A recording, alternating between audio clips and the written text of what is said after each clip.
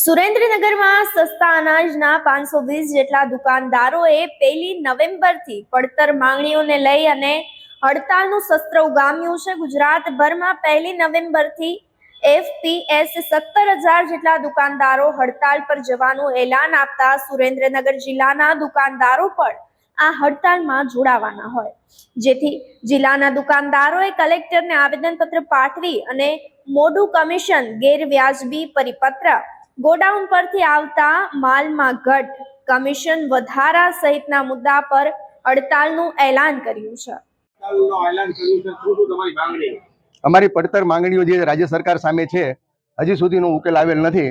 એ બાબતે અમે સુરેન્દ્રનગર જિલ્લાના એપીએસ પરિવાર આજે અમારા રાજ્યવ્યાપી આંદોલનને સમર્થન આપવા માટે એકત્રિત થયા છીએ. રાજ્ય સરકારમાં અમારી કેટલીય પડતર માંગણીઓ છે, સરકાર અમારી સામે જરાય સહાનુભૂતિ દર્શાવતી નથી.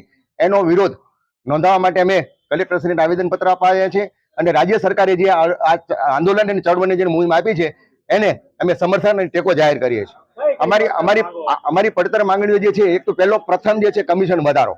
સાહેબ, અત્યારે બધાના પગાર વધારા, બધાને ઇન્ક્રીમેન્ટ પ્લસ થતા હોય તો મારો દુકાનદાર પીડીએસ ની આ સુંદર વ્યવસ્થા જે ગોઠવે છે, જે લોકોનું જાહેર વિતરણ વ્યવસ્થા વ્યવસ્થિત ગોઠવે છે, એને વળતર વધારો કેમ ને એનો કમિશન વધારો કેમ ને, અમારો મેઇન પ્રશ્ન આ છે. બીજો મુદ્દો એ છે કે વારંવાર અમને વિવિધ પરિપત્રો કરી અને અમારી જે આખી જે કામ કરવાની સિસ્ટમ છે એમાં દખલઅંદાજી સરકારના પરિપત્રો કરે છે.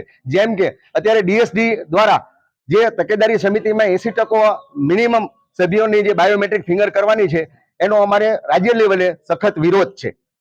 સર્વર ડાઉનના પ્રશ્નો અવારનવાર અમારો વેપારી વિતરણ કરે કે ગ્રાહકોને જવાબ આપે, આ અમારી માંગણી છેલ્લી છે. સર્વરને સુધારો, નેટવર્કમાં કંઈક ફેસિલિટી નહીં લાવો. હવે ડિજિટલ ગુજરાત બનાવ્યું છે તો આ સર્વરના ધાંધિયા ક્યાં સુધી અમારે સહન કરવાના. ચોથા નંબરનો મુદ્દો જે છે, કમિશન અમારું પડતર જે છે એ કમિશન વધારો એમાંય ના ને હયાતીમાં અમારી વારસાઈ કરો. આજે અમારા ઘણા દુકાનદારો જે 65-70 વર્ષની ઉંમર થઈ ગયા છે, એમના ફિંગર નથી આવતા અને બાયોમેટ્રિક વગર અમારી દુકાન ઓપન ન થાય તો અમે વિતરણ કેવી રીતે કરી શકીએ? તો હયાતીમાં સરકાર અમારું જે વારસાઈ છે એ કરે. આવી અમારી પડતર માંગણીઓ છે. એ પડતર માંગણીઓ સરકાર ટૂંક સમયમાં આનો ઉકેલ લાવે અને પોઝિટિવ અને હકારાત્મક રીતે અમારી સાથે સહાનુભૂતિ દર્શાવવામાં આવે. 1 નવેમ્બરથી મારો ગુજરાતનો કોઈ પણ વેપારી વિતરણમાં જોડાશે નહીં, એની અમે અત્યારે રાજ્યવ્યાપી આંદોલન સાથે સમર્થન ટેકો જાહેર કરીએ છીએ. અસ્તુ જય ગરુ ગુજરાત.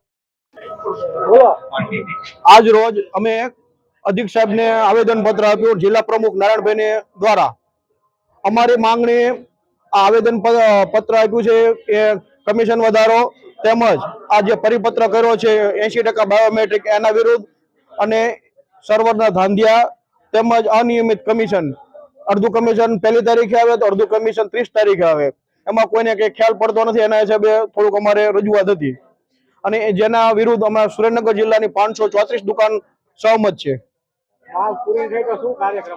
માંગ પૂરી નહીં થાય તો 1 નવેમ્બરથી અમે ચલણ જનરેટ નહીં કરીએ અને માલ કોઈ ભરશે નહીં અને વિતરણથી અળગા રહીશું.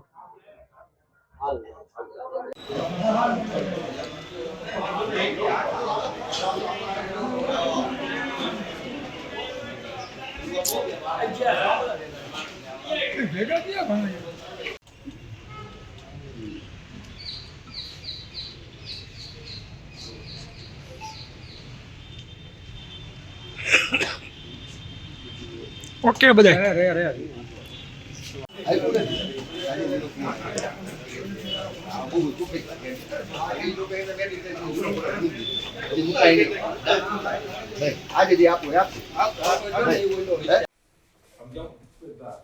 ગજેન્દ્રજી આવો, ગજુમાં પણ બોલે લેજે. ગજેન્દ્રજી આવો. ઓકે રેડી ને ઓકે શું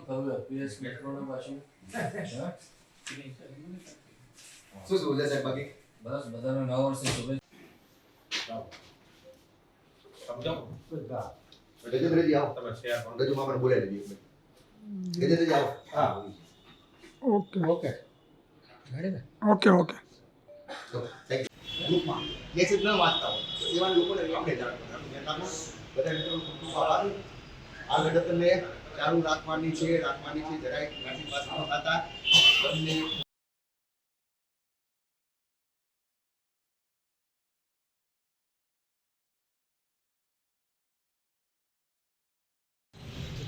ઓકે ઓકે હા ભાઈ કરો દિલીપભાઈ